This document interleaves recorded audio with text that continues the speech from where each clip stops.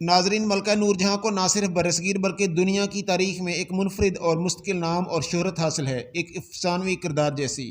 وہ ملکہ کو ذوق و شوق میں اپنا ثانی نہیں رکھتی تھی۔ شہنشاہ جہانگیر کی چہیتی ملکہ، جس نے فیشن، سجاوٹ، خوشبویات، سجنے سنورنے اور دیگر فنون لطیفہ میں بے شمار اختراعات و ایجادات کی۔ عطر گلاب بھی اسی سے منسوب ہے۔ ہر وقت نشے میں دھت شہنشاہ کے در پردہ یہی نور جہاں تھی کہ جس نے کار سلطنت کو سنبھالا ہوا تھا۔ اس نور جہاں کے نام کے سکے ہمیشہ ہمیں آج بھی عجائب گھروں کی زینت نظر آتے ہیں۔ لاہور میں آج بھی نور جہاں کا مقبرہ موجود ہے، لیکن عام افراد کو صرف اس کے سنگ مرمر سے بنے تعویذ تک ہی رسائی ہے۔ اصل قبر اس سنگ مرمر کے خوبصورت تعویذ کے نیچے موجود ہے، خانہ نما سرنگ میں موجود ہے۔ جس شہر کو نور جہاں جنت نظیر کہتی تھی اور جس نے اپنی زندگی کے آخری ایام لاہور میں گزارنے پسند کیے، اسی جنت نظیر شہر میں اس کے ساتھ انتہائی ناروا سلوک کیا گیا۔ سکھوں کے دور حکومت میں اس کے مقبرے کو کھود ڈالا گیا۔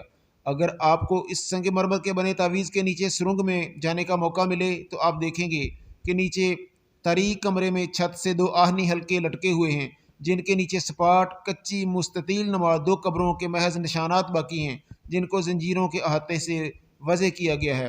دوسری قبر کہا جاتا ہے کہ جو نور جہاں کی بیٹی لاڈلی بیگم کی ہے، جس کا حشر بھی نور جہاں کی قبر جیسا ہی کیا گیا۔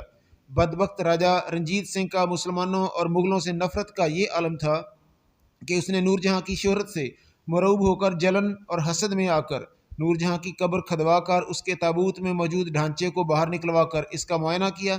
وہ متجسس تھا کہ ایسی نابغائے روزگار ملکہ کا ڈھانچہ کیسا ہوگا۔ یہ نامعقول شخص جاننے کیا توقع رکھتا تھا اسے نور جہاں کی قبر سے کیا ملے گا، لیکن محض بوسیدہ ہڈیوں کا ڈھانچہ دیکھ کر وہ سخت بد دل ہوا اور طیش میں آ کر ان ہڈیوں کو کتوں کے آگے ڈالنے کا حکم دیا۔ یہ بدبخت اپنی نفرت میں اتنا آگے بڑھ گیا تھا کہ اس نے میت کی حرمت تک کا خیال نہ کیا اور اسے دوبارہ تابوت میں رکھ کر دفنانے کی بجائے کتوں کے آگے پھنکوا دیا۔ تابوت کے کپڑوں کو شاید اس نے لاہور کے بادشاہی قلعے کے توشک خانے میں رکھوا دیا، جہاں ایسی بے شمار اشیاء اس کی موت کے بعد دستیاب تھیں۔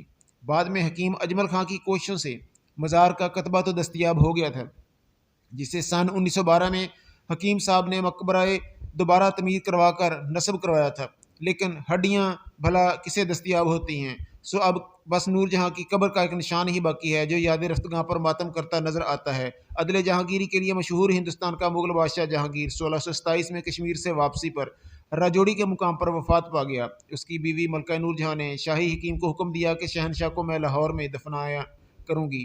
چنانچہ حکیم نے شہنشاہ کے بدن میں نشتر لگا کر اسے کھولا اور مردہ بدن کے دو حصے نکال لیے جو 2-4 دن میں گل سڑ جانے تھے۔ ان حصوں کو وہیں دفن کر دیا گیا۔ وہاں آج بھی جہانگیر کے بدن کے کچھ حصے دفن ہیں، ان پر ایک یادگار بنی ہوئی ہے۔ جہانگیر کی میت لاہور لائی گئی اور یہاں اسے دفن کر دیا گیا۔ نور جہاں کو اپنے بھائی آصف جاہ سے بہت پیار تھا۔ یہ آصف جاہ تاج محل والی ممتاز محل کا باپ تھا۔ جب آصف جاہ فوت ہوا تو نور جہاں نے اسے بھی جہانگیر کے مقبرے سے متصل دفن کیا، اور جب وہ خود 72 سال کی عمر میں فوت ہوئی تو وصیت کے مطابق اس کے بھائی کے برابر میں دفن کیا۔